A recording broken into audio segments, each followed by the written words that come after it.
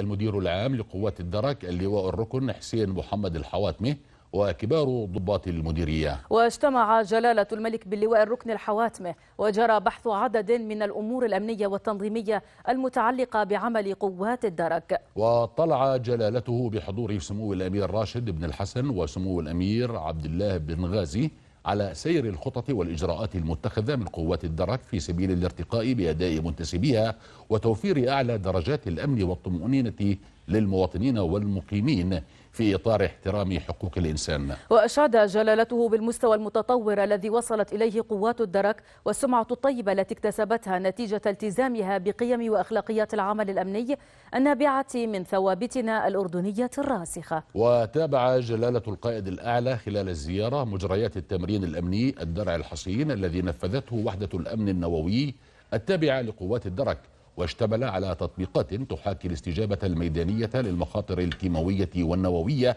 والإجراءات المتخذة للتعامل مع اعتداء مفترض على إحدى المنشآت بمشاركة فريق إنقاذ وإسناد من المديرية العامة للدفاع المدني. وتضمن التمرين تطبيقات على عمليات العزل والتطويق والتدخل الأمني والإخلاء الطبي، حيث أظهرت الفرق المشاركة أداء احترافيا ضمن جهد تنسيقي محكم في توزيع المهام وجاهزية عالية في الآليات المزودة بأحدث التقنيات والطائرات المسيرة.